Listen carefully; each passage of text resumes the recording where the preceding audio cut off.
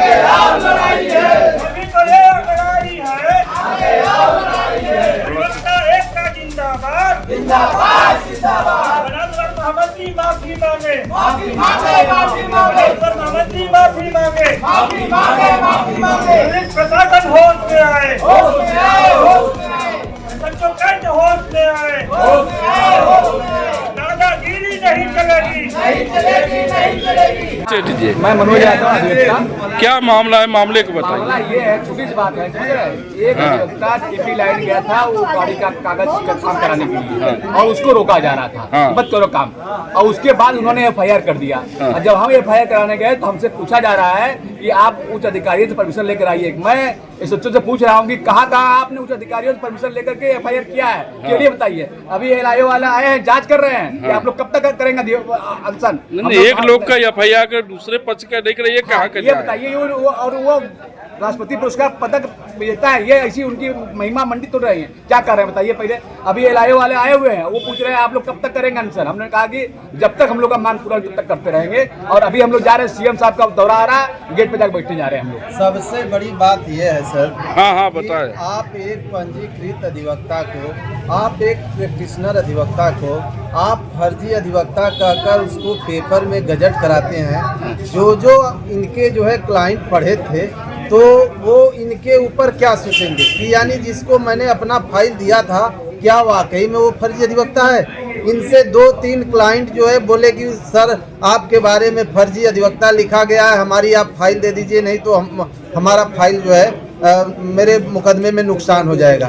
तो एक तरह से इस भाई का रोजी रोटी पे कितना बड़ा असर पड़ेगा, उनके इस जो है कृत्य से एक पीड़ित अधिवक्ता से बेहतर कोई नहीं जान सकता है। क्या ऐसा नहीं लगता है सुधांशु मिश्रा को अपना पद से त्याग पत्र दे देना चाहिए? बिल्कुल बिल्कुल, ये तो निश्चित ऐसा होना चाहिए कि चूंकि भाई अपने पद का तो दुरुपयोग किया है, बीच से चुन के गए हैं।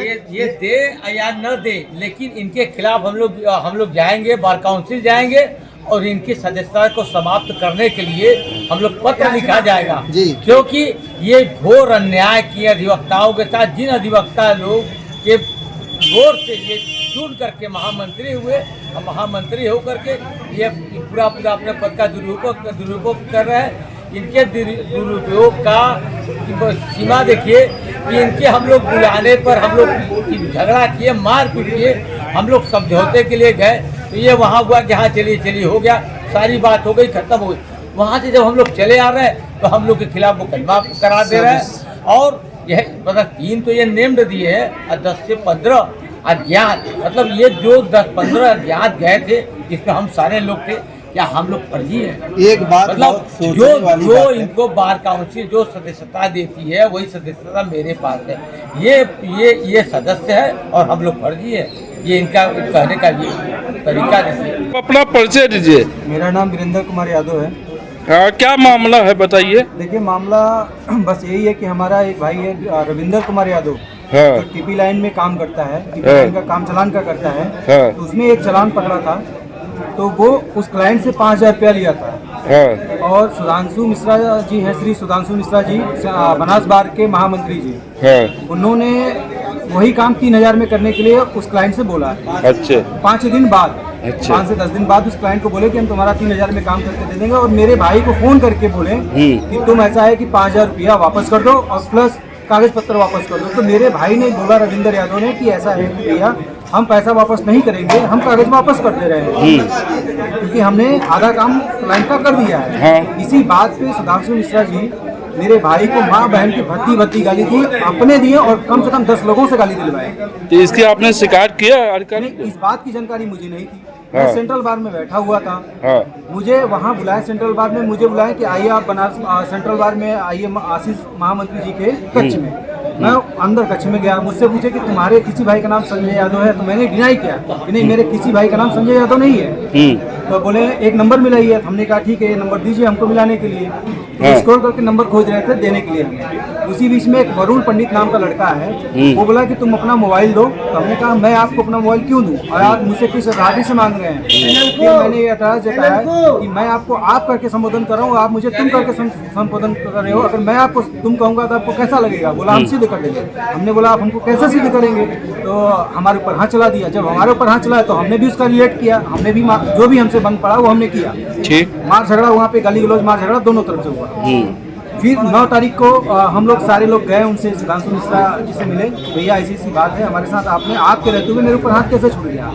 हाँ, मेरे ऊपर किसी ने हाथ छोड़ा, चाहे हम 1 थप्पड़ खाए हो चाहे 1000 थप्पड़ खाए हो, लेकिन आपके रहते मेरे साथ ऐसा क्यों हुआ? आपने अपने भाई अधिवक्ताओं को अपमान हुआ, मेरा अपमान हुआ, मेरा सामाजिक स्तर से आप अपमानित किए मुझे, वकीलों के बीच में आप अपमानित किए। सेंट्रल बार की घटना है।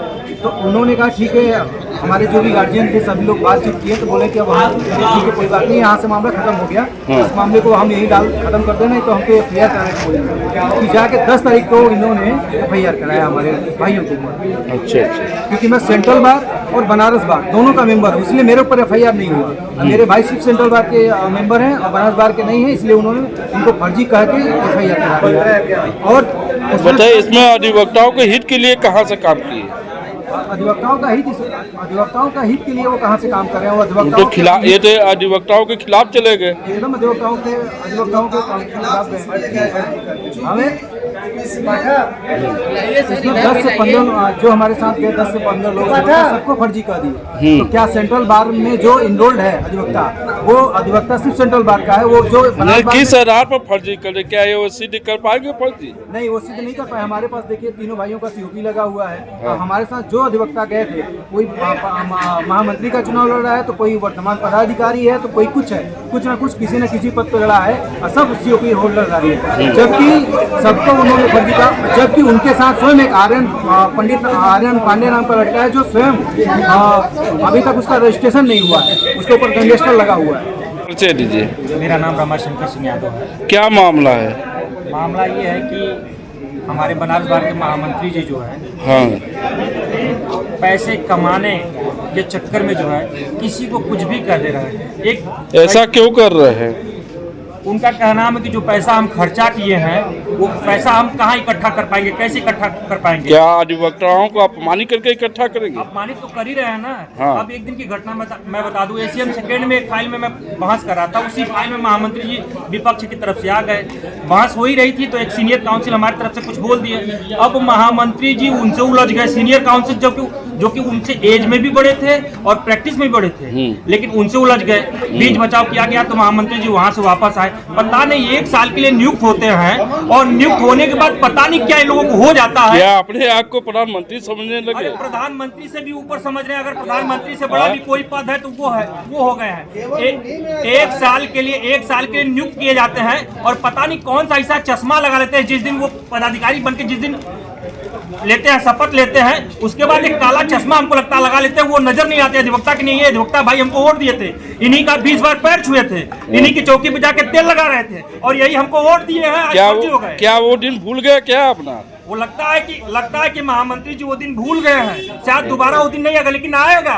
यही महामंत्री फिर अध्यक्ष का चुनाव लड़ेंगे। और मैं एक चीज बता दूं, महामंत्री जी को चुनाव जिताने में हमारे जो ये जातिगत टिप्पणी कर रहे हैं ना, हमारे बीच के हमारे एक बड़े भाई का बहुत बड़ा योगदान रहा है कि आज वो महामंत्री बने बैठे हैं। नहीं तो महामंत्री कभी नहीं हो पाते बनारस बार में। वो बहादुर पटेल, पूर्व पुस्तकालय मंत्री, दी बनारस बार एसोसिएशन वाराणसी। हाँ।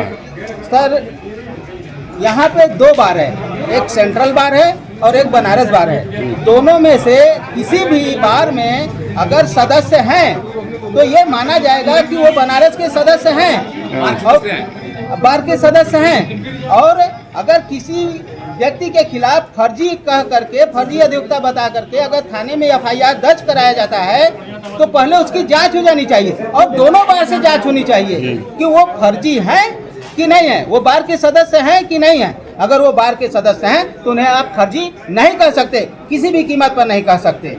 और दूसरी बात, जब एक व्यक्ति का FIR दर्ज किया गया और दूसरा एप्लीकेशन जब दूसरे व्यक्ति का पड़ा तो यशो को वो भी FIR दर्ज होना चाहिए, क्योंकि दोनों अधिवक्ताओं का मामला है।